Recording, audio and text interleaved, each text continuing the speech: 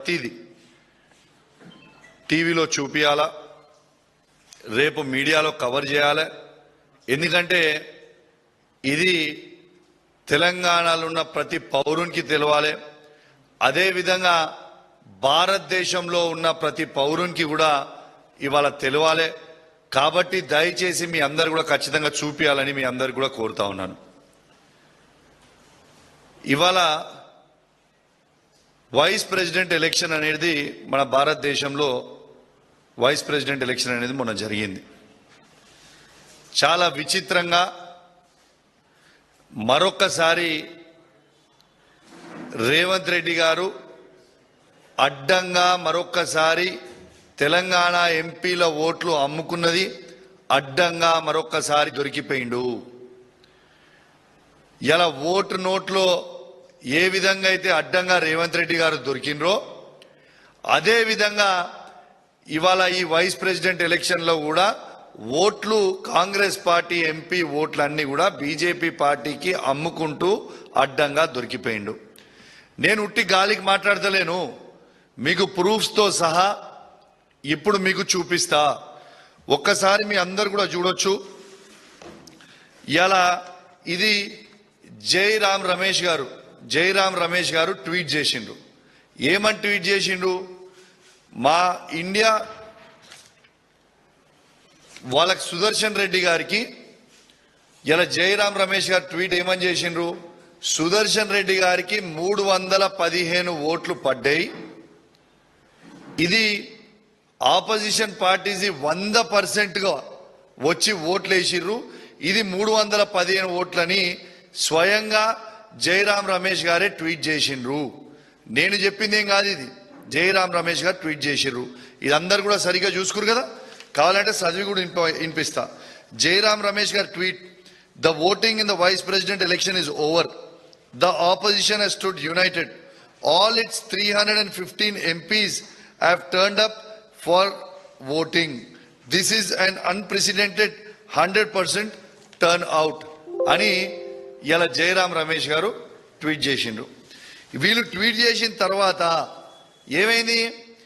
ఇలా యాక్చువల్గా ఓట్లు ఎన్ని పడ్డాయి?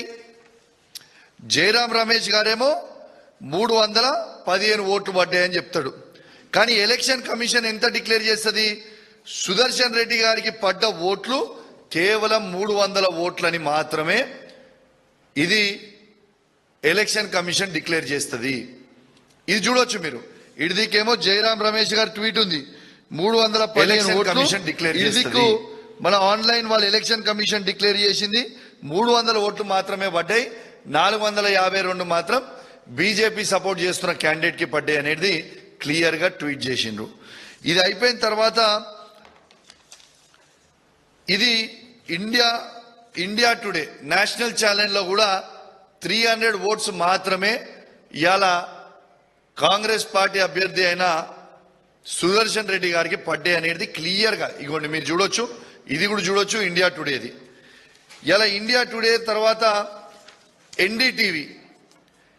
ఎన్డీటీవీలో కూడా ఆన్లైన్ లో వాళ్ళు వేసింది కేవలం 300 ఓట్స్ మాత్రమే కాంగ్రెస్ క్యాండిడేట్ కి దొరికిన ఓట్లు పడ్డాయి అనేది క్లియర్ గా దీంట్లో మీరు చూడొచ్చు. ఇవాళ నేను అనేది ఏంటంటే, ఇలా జైరామ్ రమేష్ గారేమో 315 ఓట్లు పడ్డాయని చెప్తాడు.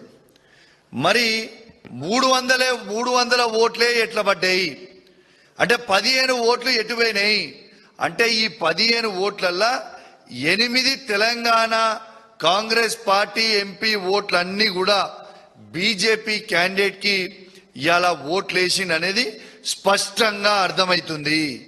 ఎందుకు చెప్తున్నా అంటే అంత స్పష్టంగా మీరు చూడొచ్చు. ఓటింగ్ అయిపోయిన తర్వాత ఇప్పుడు మీకు చూపిస్తా.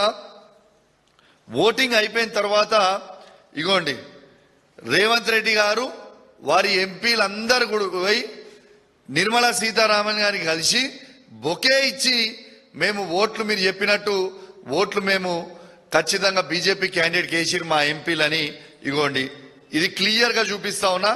ఇవాళ రేవంత్ రెడ్డి గారు మరియు వాళ్ళ ఎంపీలందరూ కూడా పోయి మేము ఓట్లు వేసినామని నిర్మలా సీతారామన్ గారికి షాల్వా కప్పి బొకే ఇచ్చింది మీరు స్వయంగా చూస్తా ఉన్నారు. ఇక నిర్మలా సీతారామన్తో పాటు నితిన్ గడ్కరీని కూడా ఆ రోజు నితిన్ గడ్కరీని కూడా కలిసిండ్రు. మీరు క్లియర్గా చూడొచ్చు. ఇది ఎవరు పెట్టిర్రు? ఇలా కాంగ్రెస్ పార్టీ సీఎంఓ ఆఫీస్ పెట్టింది, తెలంగాణ సీఎంఓ ఆఫీస్ పెట్టింది. కాంగ్రెస్ పార్టీ ఎంపీ ఇగోండి ఆయన దాంట్లో నుంచే నేను కిందికి తీసిన ఇగోండి ఇది పెట్టింది, మీరు చూడొచ్చు, క్లియర్గా చూడొచ్చు. దీంట్లో నితిన్ గడ్కరీకి ఇచ్చిర్రు. సరే వీళ్ళిద్దరిని ఎందుకు కలిసిర్రా బాబు అని మేము అడిగితే మేమేదో తెలంగాణ అభివృద్ధి కోసం కలిసినామనో ఏదో అని చెప్తుండొచ్చు. సరే మంచిది, అట్లనే కూడా చెప్దాం. మరియు మరియు ఎలక్షన్ అయినాక స్పీకర్ని ఎందుకు కలిసిర్రు? ఇగోటి స్పీకర్ని కూడా కలిసి మొత్తం ఎంపీలు మనోళ్ళందరూ కూడా స్పీకర్ని కలిసి ఇవాళ వాళ్ళ కృతజ్ఞతలు చెప్తా ఉన్నారు, శాల్వాలు కప్పి బొకేలు ఇచ్చి మాట్లాడుతూ ఉన్నారు. ఇది స్వయంగా చూడొచ్చు. దీన్ని బట్టే మీరు అర్థం చేసుకోవచ్చు దీనికంటే పెద్ద ఎవిడెన్స్ ఏమి కావాలా. ఇలా 315 ఓట్లు పడ్డాయనేమో జయరాం రమేష్ గారు చెప్తారు. వాళ్ళకి యాక్చువల్గా పోలింగ్ అయిందేమో కేవలం 300 ఓట్లే ఉంటాయి. దాంట్లో 15 ఓట్లు తక్కువ పడతాయి. ఆ 15 ఓట్లల్లా బాజాబ్తు 8 తెలంగాణకు సంబంధించిన పార్లమెంట్ సభ్యులు బాజాబ్తు బీజేపీ క్యాండిడేట్ కి ఓటేసిండ్రు. ఓటేసిన తెలంగాణ ఎందుకు చెప్తున్నా అంటే ఓటింగ్ అయిపోయిన నిమిషమే నిర్మలా సీతారామన్ కలుస్తారు, ఇలా నితిన్ గడ్కరీ గారిని కలుస్తారు, ఇలా స్పీకర్ని కలుస్తారు. ఇలా మరి దీని అర్థం ఏంటిది? ఖచ్చితంగా ఇలా తెలంగాణకి మరొక్కసారి రేవంత్ రెడ్డి గారు ద్రోహం చేసిరనేది చాలా స్పష్టంగా కనబడతా ఉన్నది. ఇలా ఒక్కటసారి ఆలోచన చేయండి. ఇలా తెలంగాణకి ఏ విధంగా అయితే ఉద్యమంలో ద్రోహం చేసిండో అదే విధంగా ఇవాళ మళ్ళా చంద్రబాబు నాయుడు గారితో లింకు పెట్టుకొని ఇవాళ నరేంద్ర మోడీ గారిని అప్రోచ్ అయ్యి ఇవాళ వాళ్ళ ఓట్లన్నీ కూడా ఇవాళ తెలంగాణ ఎంపీల ఓట్లన్నీ కూడా అమ్ముకున్నది స్వయంగా మీరు చూస్తూ ఉన్నారు. దీంతో పాటు స్వయంగా ఏమని చెప్పిర్రు? ఇవాళ నాకొక్క 3 కాంగ్రెస్ పార్టీ ఎంపీలు కలిసిర్రు. లేట్గా ఎందుకు పెడుతున్నా? 4 రోజులు లేట్ ఎందుకైంది రిజల్ట్ అనేది, రిజల్ట్ అయిపోయినాక కూడా 4 రోజులు లేట్గా ఎందుకు పెడుతున్నా అనేది కూడా చెప్తా ఉన్నాం. నాకు 3 కాంగ్రెస్ పార్టీ ఎంపీలు కలిసిండ్రు. ఇక వాళ్ళు నా దగ్గర మిత్రులు కాబట్టి వాళ్ళ పేర్లు నేను చెప్తలేను. కానీ వాళ్ళు కలిసి స్వయంగా వాళ్ళు నాకు చెప్పింది ఏంటంటే మేము అందరం కూడా బీజేపీ క్యాండిడేట్కి ఓటేసినాం, రేవంత్ రెడ్డి గారు చెప్పిర్రు, మేము చేసినాము, మరి ఇది ఒకసారి ప్రెస్ మీట్ పెట్టి అందరికి కూడా చెప్పు అని స్వయంగా కాంగ్రెస్ పార్టీ ఎంపీలు, ఆ సంబంధించిన 3 ఎంపీలు ఎవరైతే నన్ను కలిసిండ్రో వాళ్ళు చెప్పమంటేనే నేను చెప్తా ఉన్నా. మరి అప్పటిదాకా దీని మీద స్టడీ చేయలే.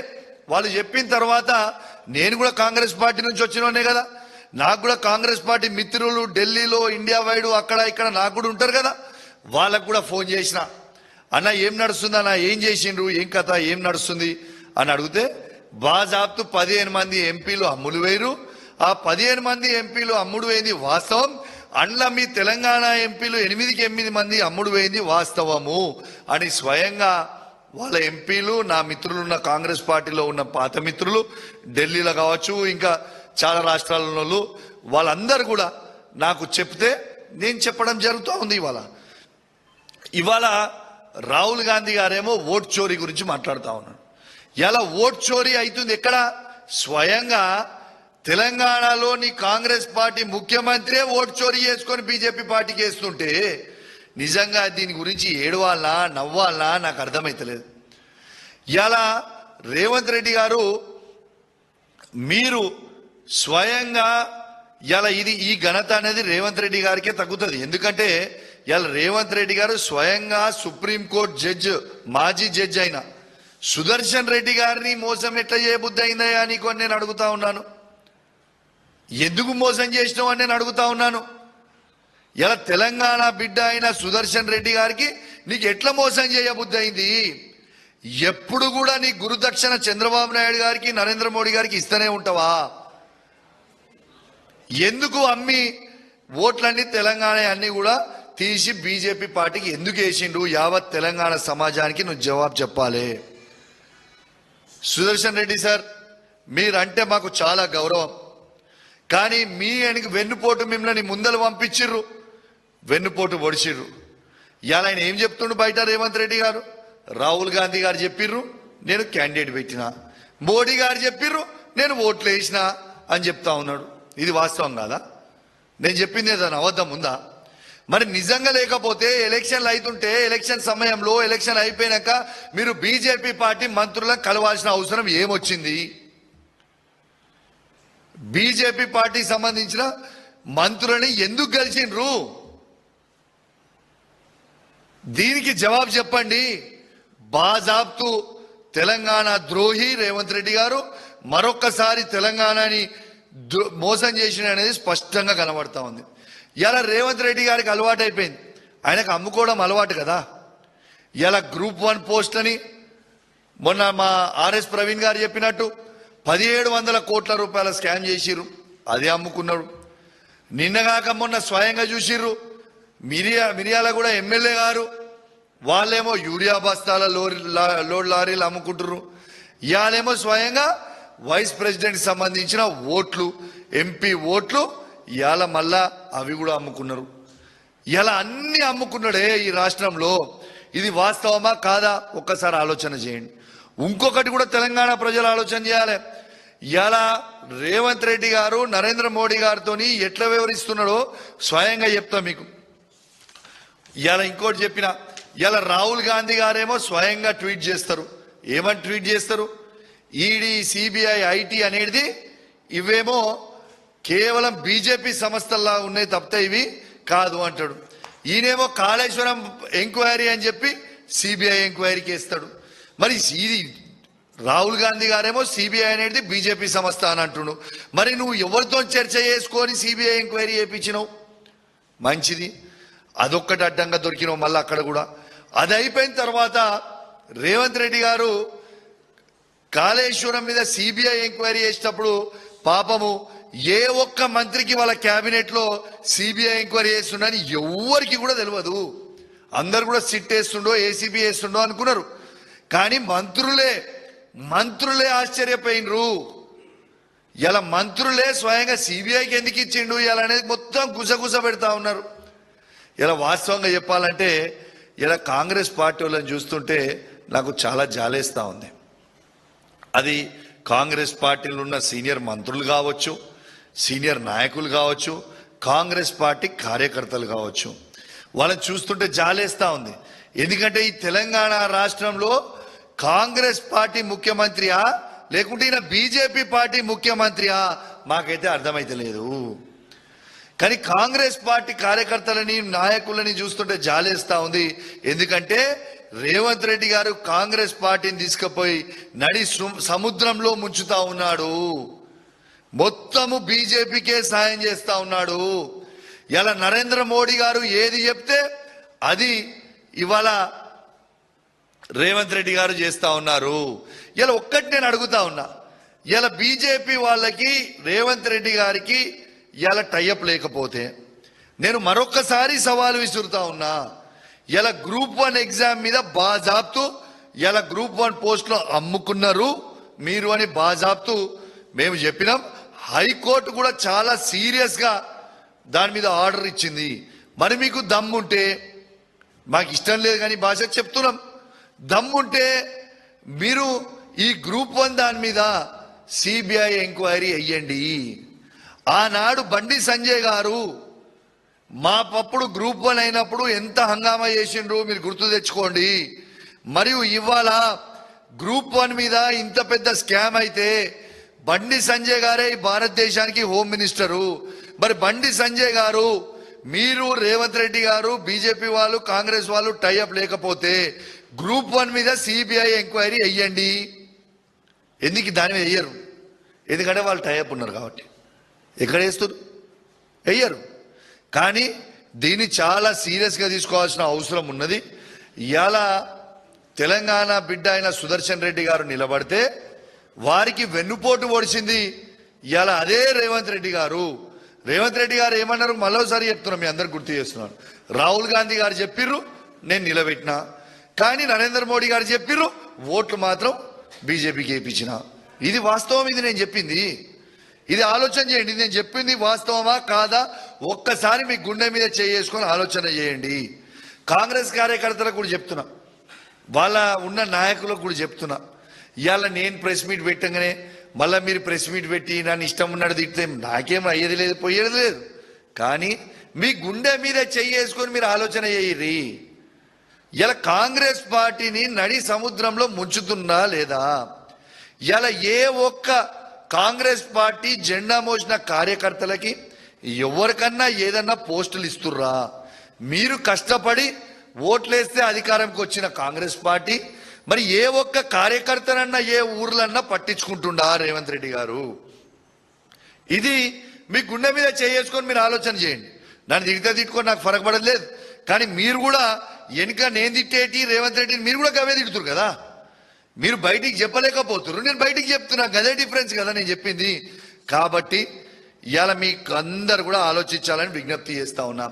ఇవాళ ఇది చాలా సీరియస్ అయిన అలిగేషన్ ఇది నేను చేసింది.